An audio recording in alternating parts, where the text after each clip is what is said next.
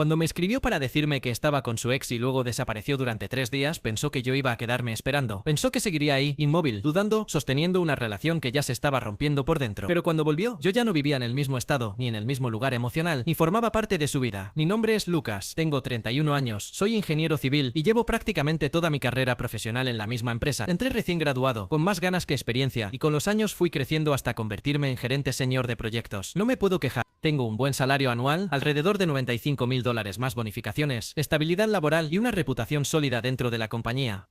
Hace 5 años compré mi propio condominio en el centro de la ciudad, justo cuando el mercado estaba a la baja. Fue una buena decisión. Manejo una Toyota 4Runner impecable que, aunque ya supera los 120.000 kilómetros, funciona como un reloj. Siempre he sido cuidadoso, previsor, de los que planifican a largo plazo. Creía que esa misma lógica aplicaba también para el amor. Hasta hace poco pensaba que tenía una relación estable con Camila, mi novia de 28 años. Estuvimos juntos 3 años y medio. Nos conocimos de una forma casi cliché, pero que en su momento se sintió especial, en un club de corredores, mientras ambos entrenábamos para una maratón. La primera vez que la vi recuerdo detalles absurdamente precisos, sus zapatillas fosforescentes, una coleta alta que se movía al ritmo de su paso, y una energía tan fuerte que hacía que la gente girara a mirarla. Empezamos corriendo al mismo ritmo, después vinieron los cafés tras los entrenamientos, las charlas cada vez más largas, y sin darme cuenta ya éramos inseparables. Camila trabajaba como coordinadora de marketing en una startup tecnológica llamada Blue Horizon. Era ambiciosa, creativa, con iniciativa y una facilidad natural para conectar con las personas. Tenía ese tipo de carisma que ilumina cualquier habitación. El primer año fue prácticamente perfecto. Escapadas de fin de semana, viajes improvisados, conciertos, cenas largas, planes compartidos. Hablábamos de matrimonio y de hijos. Algún día, especialmente los domingos por la mañana, cuando cocinábamos desayunos elaborados, brindábamos con mimosas y soñábamos en voz alta con un futuro que parecía seguro. A los 18 meses de relación, Camila se mudó a mi departamento. Su contrato de alquiler había terminado, y siendo honestos, ya pasábamos casi todo el tiempo juntos. Acordamos que ella contribuiría con comida y servicios, pero no con la hipoteca. Según sus palabras, igual tú pagas eso esté yo aquí o no. No discutí demasiado, creía que estábamos construyendo algo en común. Además, cocinaba increíble y mantenía el departamento más ordenado de lo que yo jamás había logrado viviendo solo. Ahí cometí mi primer error, no establecer límites financieros claros. Mi padre siempre me decía, espera lo mejor, pero prepárate para lo peor. Protege lo que has construido. Él lo aprendió de la peor manera cuando su hermano perdió todo en un divorcio complicado en los años 90. Yo debería haberlo escuchado con más atención. Durante los primeros 2 años de convivencia todo fluyó sin problemas. Teníamos rutinas marcadas. Yo salía a correr a las 6 de la mañana, ella dormía un poco más. Tomábamos café juntos antes de ir al trabajo. Los viernes eran noches de cita. Los sábados hacíamos compras y cocinábamos para la semana. Los domingos eran para descansar y pedir brunch a domicilio. La primera grieta apareció unos 6 meses antes de que todo se derrumbara. Camila empezó a mencionar con más frecuencia a sus amigos de la universidad, especialmente a Nicolás, su exnovio de segundo año. Según ella, habían salido un par de años antes de que él se mudara a otro estado y siempre habían mantenido una amistad. El problema no era ese. El problema era que en más de 3 años juntos, nunca había mencionado a Nicolás. Jamás. De pronto, él estaba de vuelta en la ciudad por trabajo, y solo iban a tomar un café para ponerse al día. Luego fue un almuerzo. Después empezaron las conversaciones constantes. Camila comenzó a contarme detalles de él todos los días. Nicolás está feliz con su nuevo puesto. Nicolás consiguió un departamento increíble. Nicolás dice que la ciudad tiene una gastronomía espectacular. Nicolás está un poco perdido, así que le estoy mostrando la ciudad. Le mostró nuestros lugares, la cervecería a la que íbamos desde hacía años, los senderos que habíamos descubierto juntos, incluso ese pequeño restaurante que considerábamos especial. Lo noté, claro que lo noté. Pero no dije nada. No quería parecer celoso ni controlador. Mi amigo Diego, en cambio, lo vio venir. Cada jueves nos reuníamos en un bar cerca de mi oficina. Una noche le conté lo del reencuentro con el ex y casi escupe la cerveza. Hermano, así empiezan esas historias, me dijo. Primero es un café, luego cenas, después te dice que está cansada para volver a casa, y cuando te das cuenta ya no es solo un amigo. Yo lo defendí. Dije que estaba exagerando. Que Camila siempre había sido sociable. Diego solo negó con la cabeza. Apunta mis palabras, esto no termina bien. Con el paso de los meses, Nicolás se convirtió en una presencia constante, invisible pero dominante. Todo lo que yo proponía parecía aburrido o innecesario. Pero si venía de él, era brillante. Ahí entendí que no estaba compitiendo con una idea, sino con una persona real que poco a poco ocupaba mi lugar. El punto de quiebre llegó una noche de junio. Después de un día agotador, llegué a casa esperando tranquilidad. En cambio, encontré el departamento vacío y una nota breve. Salí con amigos. No me esperes. Horas después, cuando finalmente regresó, su teléfono se iluminó sobre la encimera. El mensaje decía, la pasé increíble esta noche. Hay que repetirlo pronto. Algo se rompió en mí en ese instante. Aún así no discutí. No grité. Me quedé en silencio, observando cómo la distancia se volvía imposible de ignorar. Las semanas siguientes fueron un infierno lento, mensajes ocultos, llegadas tardías, discusiones sin sentido y una frialdad que ya no podía explicarse como cansancio. Hasta que una mañana, mientras ayudaba a mi padre en su casa, recibí el mensaje que lo cambió todo. Estoy con Nicolás. Necesito espacio para aclarar mis ideas. No me contactes. Ahí terminó todo. Aunque ella todavía no lo sabía. No respondí ese mensaje de inmediato. Me quedé mirando la pantalla durante varios minutos, como si las palabras pudieran cambiar si las observaba lo suficiente. Necesito espacio. Esa frase tan simple, tan común, pero cargada de una crueldad silenciosa cuando viene acompañada del nombre de otra persona. No decía terminamos, no decía te engañé, no decía ya no te amo, decía algo peor, dejaba todo en suspensión, como si yo tuviera que quedarme esperando mientras ella decidía qué hacer con su vida y con la mía.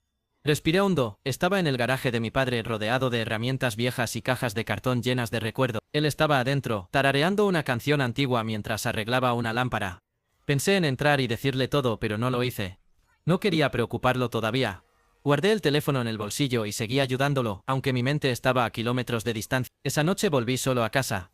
El departamento se sentía distinto, más grande, más frío, su taza favorita seguía en el fregadero. Sus zapatillas estaban junto a la puerta, como si fuera a volver en cualquier momento. Me senté en el sofá sin encender las luces y dejé que el silencio me envolviera. Por primera vez en años, estaba completamente solo, y no de esa soledad cómoda que uno elige, sino de la que llega sin pedir permiso. Pasaron 3 días sin noticia, 3 días en los que no dormí bien, en los que revisaba el teléfono cada pocos minutos, aunque sabía que no habría mensajes. El cuarto día, por la tarde, llegó finalmente su texto. ¿Podemos hablar mañana? Necesito explicarte algunas cosas. No preguntaba si yo quería, solo asumía que estaría disponible. Acepté. No porque quisiera escucharla, sino porque necesitaba cerrar algo dentro de mí. Quedamos en vernos en una cafetería cercana, un lugar neutral. Cuando llegó la vi diferente. No peor, no mejor, simplemente distante, como alguien que ya había tomado una decisión y solo venía a cumplir un trámite pendiente. Me habló de confusión, de sentimientos encontrados, de que Nicolás había reaparecido en su vida en un momento difícil, de que no había planeado nada, de que no quería hacerme daño. Palabras cuidadas, ensayadas, sin emoción real. Cuando terminé de escucharla, le pregunté algo muy simple. ¿Estuviste con él mientras vivías conmigo? No respondió de inmediato. Bajó la mirada, jugó con la tapa de su café y finalmente dijo: no físicamente, al principio. Ahí entendí todo. No necesitaba más detalles. No necesitaba fechas ni explicaciones. Me levanté, dejé dinero sobre la mesa y le dije que recogiera sus cosas del departamento cuando yo no estuviera. No discutió. No lloró. Solo asintió, como si en el fondo hubiera esperado esa reacción. Esa misma semana se mudó. Yo cambié las cerraduras. Pensé que ahí terminaría todo. Me equivoqué. Los días siguientes empezaron a llegar los mensajes. Primero de ella, luego de amigos en común. Algunos preocupados, otros acusatorios. Camila está muy mal, no deberías haberla echado así. Después de todo lo que vivieron. Nadie me preguntó cómo estaba yo. Nadie quiso escuchar mi versión. Ella ya había contado la suya. Una noche recibí una llamada de un número desconocido, era Nicolás. Dijo que solo quería aclarar las cosas, que nunca había sido su intención causar problemas. Me reí. No por burla, sino por incredulidad. Le dije que no me volviera a llamar y colgué. Al día siguiente, Recursos Humanos me citó en la oficina. Había llegado un correo anónimo insinuando que yo tenía comportamientos inestables y que mi ruptura había afectado mi desempeño profesional. No era una acusación directa, pero lo suficiente como para levantar sospechas. Reconocí el tono, la forma de escribir, las frases ambiguas. Camila no estaba triste. Estaba molesta. Y estaba intentando castigarme. Por primera vez, dejé de reaccionar con el corazón y empecé a pensar con claridad. Guardé mensajes, tomé capturas, registré llamadas. Hablé con un amigo abogado, no para atacar, sino para protegerme. Él fue claro: no hagas nada impulsivo. Documenta todo. Ella va a escalar. Y así fue. Publicaciones vagas en redes sociales. Comentarios indirectos. Historias diseñadas para que otros sacaran conclusiones. Yo seguí en silencio. Trabajando. Entrenando. Recuperando pedazos de mí que había dejado en pausa durante años. Una mañana, mientras corría solo al amanecer, entendí algo fundamental. No estaba perdiendo una relación, estaba recuperando mi dignidad. Y esa certeza empezó a pesar más que cualquier mentira que ella pudiera contar. Sabía que esto todavía no había terminado. Pero por primera vez, no tenía miedo.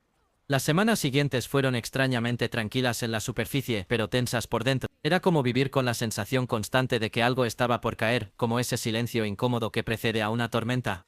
En el trabajo todo parecía normal, demasiado normal. Mis compañeros me hablaban igual, mi jefe no volvió a mencionar el correo, y Recursos Humanos cerró el asunto sin mayores comentarios. Aún así, yo sabía que no había terminado. Camila nunca fue de aceptar un no, sin intentar reescribir la historia. Empezaron los rumores. Nada directo, nada que pudiera señalarse con el dedo, pero suficientes miradas extrañas, silencios incómodos cuando entraba a una sala, conversaciones que se detenían justo cuando pasaba cerca. No era paranoia. Era el resultado de pequeñas semillas sembradas con cuidado, comentarios sacados de contexto, verdades a medias, silencios estratégicos. Camila siempre había sido buena en eso, hacer parecer que no decía nada mientras decía demasiado. Una noche recibí un correo electrónico sin remitente claro, no contenía amenazas explícitas, solo preguntas disfrazadas de preocupación. ¿Siempre has tenido problemas para controlar tus emociones? ¿Crees que tu comportamiento pudo haberla afectado más de lo que admites? Lo leí 2 veces. No respondí. Lo guardé. Empecé a dormir menos. No por miedo, sino por una especie de hipervigilancia. Como si mi cuerpo supiera antes que mi mente que estaba en modo defensa. Aún así, seguí con mi rutina. Trabajo, ejercicio, comida sencilla. Nada de alcohol, nada de impulso. Me repetía una y otra vez que mantener la calma era la única forma de no perder. 2 días después llegó el golpe real. Una notificación legal apareció en la puerta de mi departamento. Una solicitud informal de mediación, acusándome de hostigamiento emocional y contacto no deseado. Tuve que sentarme. No porque fuera cierta, sino porque era descarada. No la había llamado. No le había escrito. No la había buscado. Nada. Y aún así, ahí estaba, intentando invertir los papeles. Llamé de inmediato a mi amigo abogado. Cuando leyó el documento, guardó silencio unos segundos y luego soltó una risa seca. Era cuestión de tiempo, dijo. Tranquilo. Esto juega a tu favor. Eso fue lo que me sorprendió. Mientras yo había estado intentando seguir adelante, Camila se había enredado en su propia versión de los hechos, empujándola cada vez más lejos de la realidad. Y cada intento suyo quedaba registrado. Respondimos de manera formal, adjuntando pruebas, registros de llamadas, capturas de mensajes, fechas, horas. Todo claro, todo frío, todo imposible de refutar. No hubo ataques, no hubo insultos. Solo hechos. A partir de ahí, el silencio fue absoluto, ni mensajes, ni llamadas, ni publicaciones ambiguas. Nada. Ese silencio ya no era estratégico, era miedo. Un mes después, recibí un mensaje de alguien inesperado, su hermana. Breve, incómodo, casi torpe. Decía que sentía lo ocurrido, que no sabía toda la historia, pero que ahora entendía que Camila había ido demasiado lejos. No pedía nada.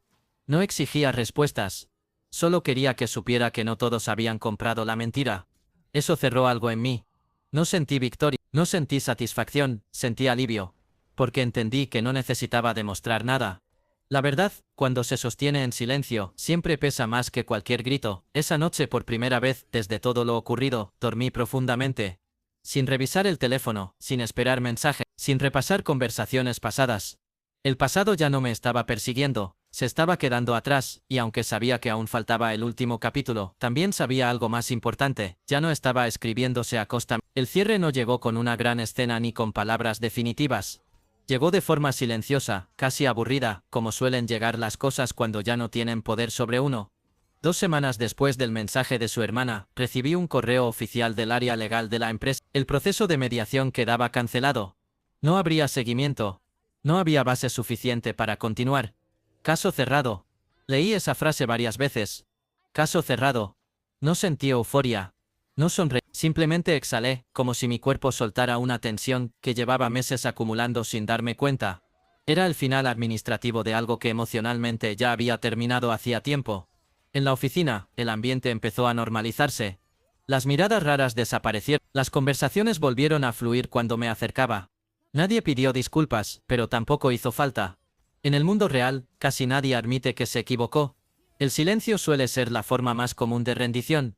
Con el paso de los días empecé a notar algo distinto en mí. No era felicidad, al menos no en el sentido explosivo que uno imagina. Era claridad. Me levantaba con la mente despejada. Volví a entrenar con disciplina. Recuperé hábitos que había abandonado sin darme cuenta mientras intentaba sostener una relación que ya estaba rota desde dentro. Un viernes por la noche, mientras ordenaba el departamento, encontré una caja olvidada en el fondo del closet. Dentro había fotos, entradas de conciertos, notas escritas a mano, fragmentos de una vida que ya no existía. Me senté en el suelo y revisé todo con calma, no con nostalgia, sino con distancia, como si estuviera observando la historia de otra persona. No guardé nada. Tampoco lo rompí con rabia.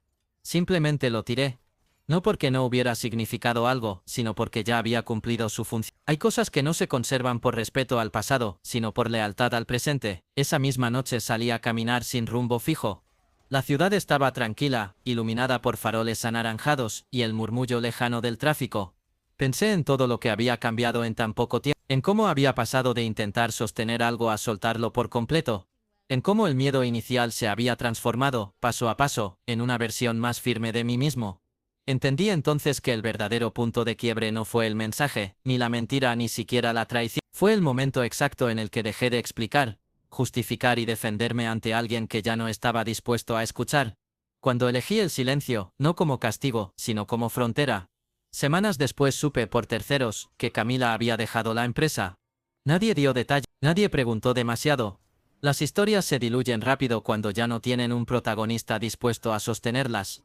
No sentí lástima ni alivio, solo indiferencia. Y eso, entendí, era la verdadera señal de que había sanado. La vida no se volvió perfecta.